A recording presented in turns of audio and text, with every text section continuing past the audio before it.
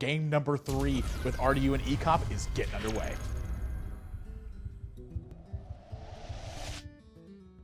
Well, HPL content with playing Warrior, and Rdu, we'll get a glimpse at his hand in just a moment here. And he's swapped over to Warlock. He's had enough of this aggro versus control battle. Yeah, he went the full opposite end of the spectrum here. Yeah, and with HPL's hand, this is the one he wanted versus Hunter. You know, lots of weapons to get the job done. But Rdu, he wants something more than this too. I mean, right now, no Twilight Drake, no Mountain Giant, and not a lot of utility with these Ancient Watchers at the moment. Yeah, nothing yet, but he's going to have a lot of time to find it, though, here. Yeah, and Mountain Giant, I can tell you, he's not going to want to find. He doesn't know that, of course, but HPL's got Big Game Hunter right in his hand. Yeah, that is a very important card in this matchup. And look who's got his own Big Game Hunter. Rdu as well. HPL going to take his time, just build armor, and try to scale into the late game. With Ysera, I think it's honestly one of the better cards versus Handlock. If you get sort of to an even grind battle, they don't have an efficient way to kill Ysera. Not a lot of Siphon Souls are in Handlock anymore. Yeah, I was going to say, you know, one Siphon Soul, maybe. Other than that, they got to attack that thing. Yeah, Deathbite looking like it's going to get set up this turn.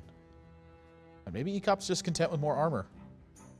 Or maybe he just wants to hurry out the Sludge Belcher. Yeah, he's thinking about getting the Sludge Belcher into play. You know, there's something to be said about getting 2 cards out of your hand as well here. He's going to start getting clogged up. They both are. Yeah, there's not a lot of card draw for HPL though, so I don't think he's too concerned with it. Yeah, and I actually really like the attack on the Ancient Watcher here. Yeah, I was just about to say the same thing. I like the attack on the Ancient Watcher. You're going to have to deal with it at some point in time. Might as well set up a good, easy trade for it. If only aggro decks could force people to attack Ancient Watcher with weapons. You know, what a great mini that would be. Can't attack unless attacked. Oh, that would be a real interesting one. Pretty good death spite here for HPL as well. It's about as good as you're going to get it. Able to take out Ancient Watcher and the Sludge Belcher here. Pretty darn good attack from HPL in the last turn. And Rdu just really nowhere else to go. Wants to get the death spite out of the way and then start playing these big threats afterwards. This, though, is going to get checked. And this, like, the fact that this is getting so blown out of the water by this Big Game Hunter and HPL's going to be able to set up behind this, he might be looking to smooth sail on this game. Yeah, this is a huge tempo play for HPL here. What a turnaround. He's going to take care of the Slime, take care of the Mountain Giant, and push for damage. And what more could you want? I want to see this Harrison Jones hit another Lord Jiraxis. I want to see it again. You just want full pain on Rdu. Oh, yeah. I mean, he's already fallen behind enough, man. Give the guy a break. Oh, I love just watching, you know, total carnage. 4/9 Twilight Drake, pretty darn good, but HPL's hand is stacked to the brim with threats. This Sylvanas going to, or maybe even the Dr. Boom, going to put a big slowdown to this one. Dr. Boom will get a little bit punished because because Rdu's got his own Big Game Hunter, but I cannot blame him whatsoever for dropping it on this board. Yeah, he's got a Big Game Hunter. He's got a Mortal Coil that he can cycle here as well. He's got some good targets for it to hit. Both his minions are not going to die from any of these bombs here. Yeah, I think that Rdu is going to end up taking out the front half of the Sludge Belcher and then working towards the game plan after that. But that does muck up his draw a little bit. You know, I think that this is a spot where Rdu would feel comfortable playing Loatheb to make sure that Brawl's not going to take care of this board state. He's going to have to settle for Twilight Drake, though. I mean, maybe even Defender of Argus. That honestly was a pretty darn good draw. Yeah, Defender changes up some things, so you're going to see him actually take his time here. Think about that. That's one of the cards that could have changed this turn. It looked real easy before that. Yeah, before that, his turns were pretty cut and dry, and going to opt to not use the Defender of Argus. I think this is part of a nod to the fact that he would love to get those Molten Giants taunted up at the right time.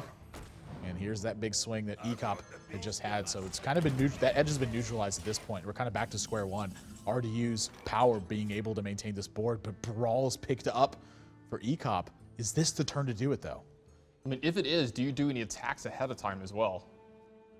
Like, do you ever attack a minion here? If he attacks face of all 3 here, you got to expect it's going to be a Brawl. This is Brawl, and with 2 boom bots on the board, I think it's pretty darn likely this is getting cleared. Yeah, it's going to be really hard for Rdu to have a minion left over after this. Yeah, well, if there's one that can live, it's a 4/8 Twilight Drake, and it's not going anywhere. Armor Smith, maybe we should have played that Armor Smith first. I wonder if actually the percentage on the Brawl is worth that. Yeah, that's actually something to be talked about there. Maybe you should have played the Armor Smith first. Plus, everyone knows Armor Smith always wins Brawl. Yeah, actually, Slimes from Sludge Belcher seem to win Brawls a lot. You've never seen Armor Smith. They're just sticky. They just stay on the board. They don't actually get swept up into the Brawl. Armor Smith is like Ronda Rousey in Hearthstone. It just always wins every single time it's in a fight. Just never loses. I'm going to go into the program and digitally change the picture of Armor Smith to Ronda Rousey. He's having a tough time. I mean, this is This is part of the cost that comes with Brawl. And then not only that, but the Boombot actually set RDU so much lower, he's able to get both Mountain Giants this turn, and he just saw HPL use Brawl. Yeah, I mean, this is going to be a great turn from RDU. He can make 2 Molten Giants and follow it up with Loatheb if he wants. What more can you ask for from a turn? You know, is he worried about dying though? Is he gonna have to taunt up to, you know, worry about something like Grom? Well, he's not worried about Grom because HPL's not gonna have the mana to activate it. You know, the Loatheb's gonna shut off any Whirlwind shenanigans. You know, he can't use coin, so he can't call Taskmaster. Like, there's not a 1 mana way. I mean, unless he's got Elven Archer in his deck to activate Grom. He's gonna taunt him up anyway, though. I mean, why not? You get an extra minion on board. You're completely protected from everything. How does HPL win from this spot?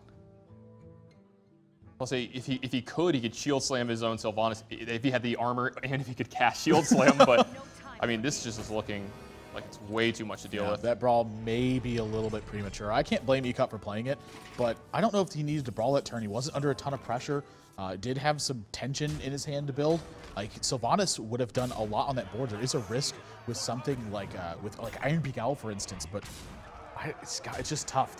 This whole game has been really difficult, and a lot of that was because the Dr. Boom draw was actually a curse to HPL.